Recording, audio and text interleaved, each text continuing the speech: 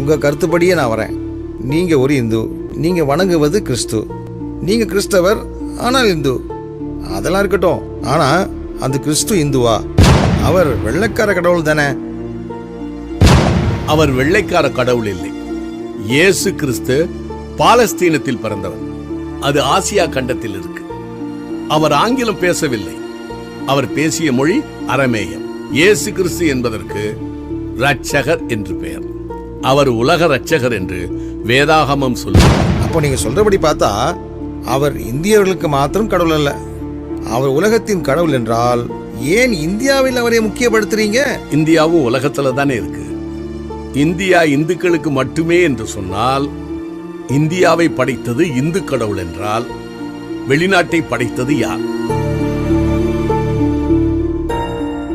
இந்து மதம் என்றால் இந்திய மதம் என்று பொருள். உலகில் எங்கும் அமெரிக்க மதம், இங்கிலாந்து மதம் என்று ஒன்றுமே இல்லை. இப்படி நாம் பார்க்கும்போது கடவுள் பலராக தெரியும். எல்லா கடவுளும் ஒன்றுதானே? இல்லை, எல்லாருக்கும் ஒரே கடவுள்.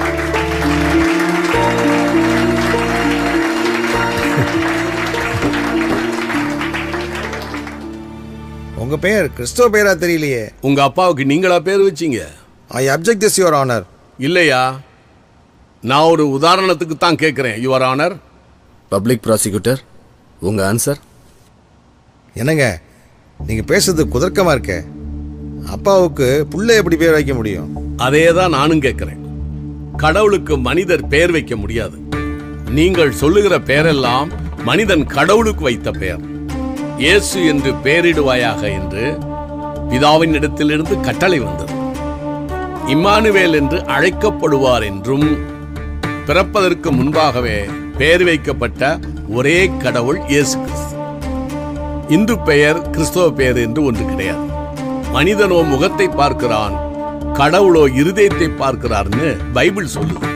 என் பெயர் சிவஞானம். சிவம் என்றால் அன்பு. கடவுள் அன்பாயிருக்கிறார் என்றும் கிறிஸ்துவே ஞானம் என்றும் வேதம் சொல்லுகிறது. ஐ மீன் த பைபிள். ஆகையால் என் பெயர் கிறிஸ்தவ பெயர் தான். என்னுடைய மகனின் பெயர் குமரன். பிதா, குமாரன், பரிசுத்தாவி. இப்படி பார்த்தால் அவனுடைய பெயரும் கிறிஸ்தவ பெயர் தான். கனம் பொருந்திய நீதியரசரான ஐயாவின் பெயர் வெங்கடாசலபதி. வெம் என்றால் பாவம், கடம் என்றால் கடப்பது, அசலம் என்றால் மலை. உதாரணம் ஹிமாச்சலம், விருதாச்சலம். பதி என்றால் புருஷர், மலையின் மேல் பாவத்தை கடந்த புருஷன்னு அர்த்தம். அப்படி பார்த்தால் அதுவும் கிறிஸ்தவ பெயர் தான். உங்களுடைய பெயர் நாராயணன். நார் என்றால் நீர், அயனம் என்றால் படுத்துக் கொண்டிருப்பது. ஆவியானவர் ஜலத்தின் மேல் அசைவாடிக் கொண்டிருந்தார் என்று வேதத்தின் 2வது வசனம் சொல்லுகிறது.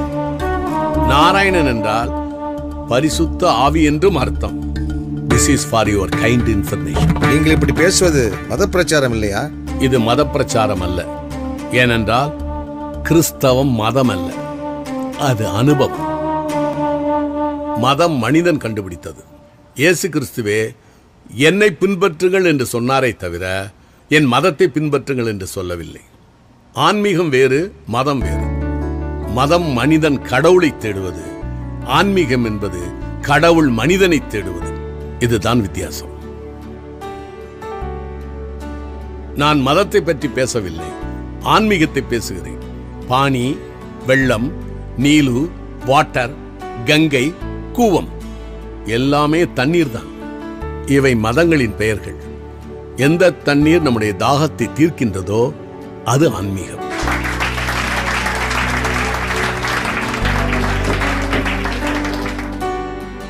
சத்தியம் ஒன்றுதான் இருக்க முடியும். அந்த சத்தியம் என்ன என்று அறிந்த பின்பு இந்த உலகத்துக்கு சொல்ல வேண்டும் என்பது கடமை. சுவிசேஷம் விதைப்பது என் மேல் விழுந்த கடமை. அதை விதைக்காவிட்டால் எனக்கு ஐயோ என்று என்னுடைய வேதம் சொல்லுகிறது. இந்த உலகத்தில் நமக்காக பிறந்து, நமக்காக வாழ்ந்து, நமக்காக உபதேசம் செய்து, சிலுவையிலே அறையப்பட்டு மரித்து 3ஆம் நாள் உயிர்த்தெழுந்து செல்லும் போது பயப்படாதிருங்கள், சதா காலங்களிலும் நான் உங்களோடு கூடவே இருக்கிறேன் என்று சொன்னவர் இயேசு கிறிஸ்து.